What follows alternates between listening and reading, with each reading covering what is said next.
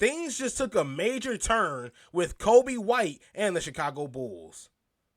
Of course, Bulls fans would love to see Coby White stay in Chicago for a long time. However, with Coby White's asking price and the Chicago Bulls' current financial situation, is that still a possibility? Hello, my name is Isaias Jackson Jr. Thank you guys so much for tuning into Bulls Digest.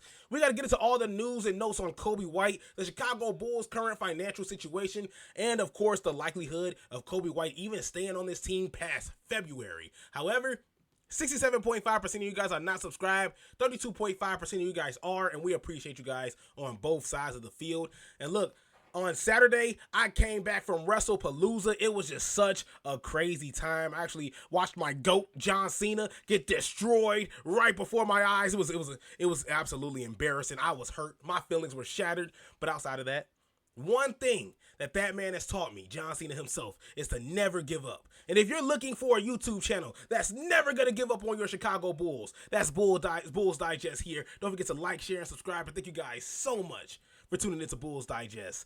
It's not even training camp, but the Bulls already have a Coby White problem from Will Udy himself. And look, if you Coby White fans out there, if you are a Chicago Bulls fan and you want Coby White to stay in Chicago, dig in your couches. We got to dig in your couches. Look underneath the couches. Go. We break all your piggy banks. Look, cause I'm trying to pitch in. I'm trying to do whatever I can, and we should do whatever we can to keep Coby White in Chicago. But all jokes aside, the Chicago Bulls definitely want to extend Coby White. However, they may not be able to. Of course, just talking about the financial situation itself. Coby White is entering the final year of his current contract with the Chicago Bulls. The new season hasn't even begun yet, and there's plenty of questions about whether the Bulls will be able to keep their young guard. Reports have suggested that White may command a contract paying north of $30 million per year in an extension. After recently locking down an extension for Josh Giddey, the Bulls are in a bit of a limited financial situation. And yes, of course, Josh Giddey signed the 4-year, $100 million deal. And the writing is on the wall when you know Coby White isn't going to re-sign for less than $100 million. And I believe that's as much as the Chicago Bulls can re-sign him for. I believe the last time we talked about it here, it was sitting at $97 million that the Chicago Bulls can re-sign Coby White for. He's not going to go for that. That's not the $30 million a year that Coby White is aiming for, especially if he just goes on an absolute tear this season. You're going to see Coby White not only demand that money, but there's going to be some teams scrambling to try and get Coby White for that price. At least I believe in that situation because Coby White, we've already seen him be borderline all-star last year, and now it's just a matter of time for him to just break out of the shell, start off hot, just go off and running in the beginning of the season, and also be consistent as well. And we're going to see him, of course, represent the Chicago Bulls in the All-Star game. And a lot of people have Josh Giddey as well, representing the Chicago Bulls in the All-Star game. It's either one or the other. It's crazy people might have them in both. And I'm the crazy one. I'm the crazy guy there. But all jokes aside, Coby White is definitely showing, at least year after year after year, that he is deserving of the money and of the financial pay that he's been demanding, at least recently.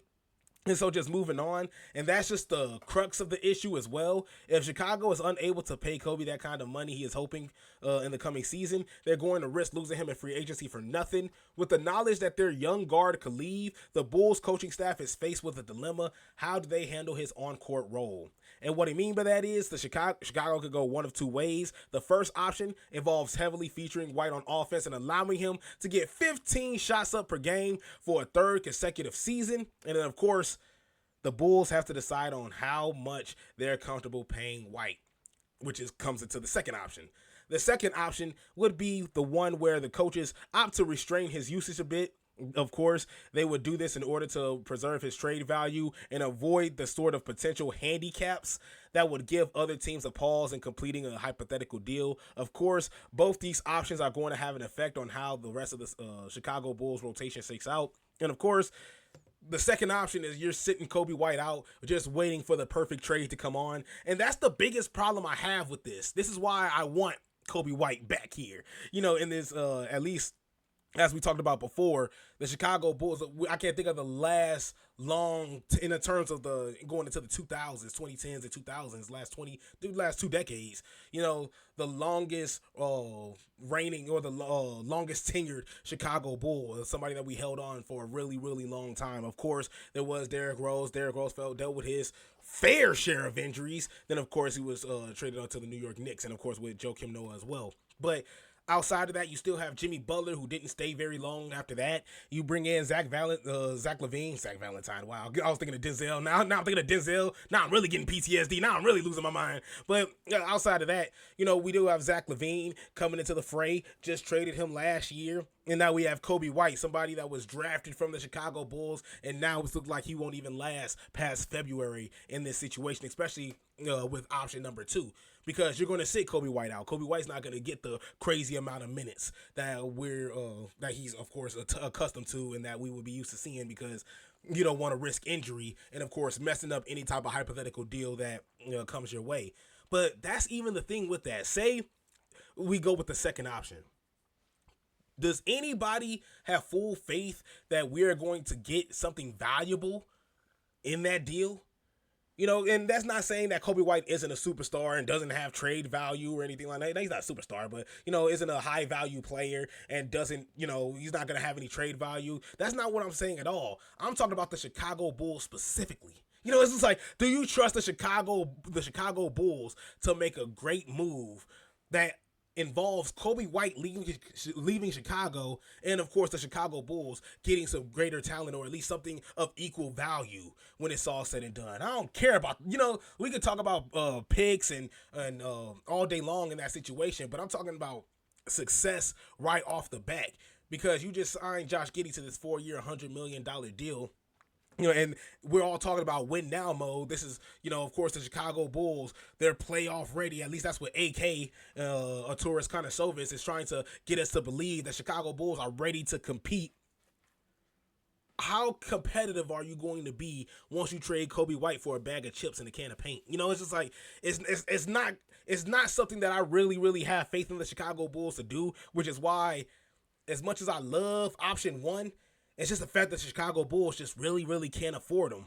And so it looks like, instead of just letting him walk for free, because that's the last thing you want to do, in that situation, you let Coby White walk, and then now you're pretty much, especially at the shooting guard position, now you're completely stuck at the shooting guard position. The shooting guard position for the Chicago Bulls. And that's what's the one thing that's really, really bothering me the most with the Chicago Bulls here. If we take a look at the Chicago's financial situation, we can see that Giddey's new deal already takes up a pretty large portion of the backcourt payroll. Adding an extension for Coby White would certainly cause the future to complicate things in terms of how much flexibility the Bulls will have in the future. Chicago may have some tradable assets, but a big extension demand from number 0 might force some difficult decisions to be made. There's certainly a world in which the Chicago Bulls look at whatever number White ends up ends up asking for, and decides they simply can't just justify spending that. If that becomes the case, I think they will likely begin to exploring trade option opportunities ahead of February's deadline to ensure they can get something in return. And honestly, that would be your best bet. Coby White isn't going to budge for nothing under the $30 million a year that he's going for, especially if he's going to go on a tear and starts off just absolutely flaming, in the beginning of the season.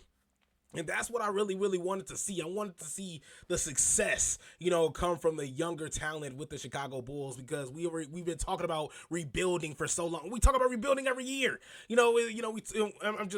I was so happy and geeked that finally, we're starting to see the Chicago Bulls, and of course, even when we were promised, them to be competitive, ending out 41-41 doesn't really make it feel too hot, and then of course, you're bringing in the talent of Zach. Of course, you have Zach LaVine, DeMar DeRozan, Lonzo Ball at point, and then of course, you throw in Coby White as well, Nikola Vucevic, a veteran at the center position and it just hurts when the only thing that you can muster up is a playing game. It's like that. That's the only thing that you can.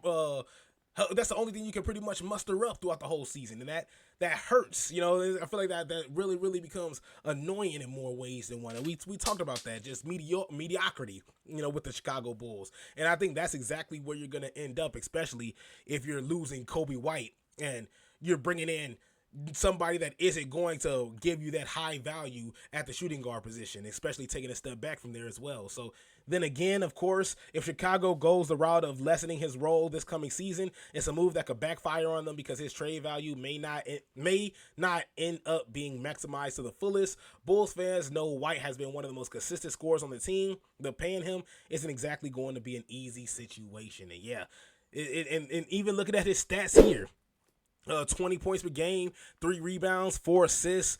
Of course, you're seeing 45% from the field and 37% from three-point range, and he's come in the clutch. You know, he's come in the clutch for these games as well. Him and Josh Giddey alike. And so that's the really thing. You're losing a whole lot of productivity with Coby White here in this situation. But what do you think? Do you think the Chicago Bulls' best bet is to try and do whatever they can to re-sign Coby White and to keep him in the Chicago Bulls jersey? Or do you think that this is a losing fight and the Chicago Bulls will just swallow their pride? And I'm talking about I'm talking about the people that feel like the Coby White fans, you know, the Bulls fans that are huge Coby White fans that want him to stay. Do you think that this is just a losing cause? And do you think that at this point in time, there's nothing else to really do? Your best bet is to trade him before he walks for absolutely nothing. Thank you guys so much for tuning in, and I'll see you guys next time.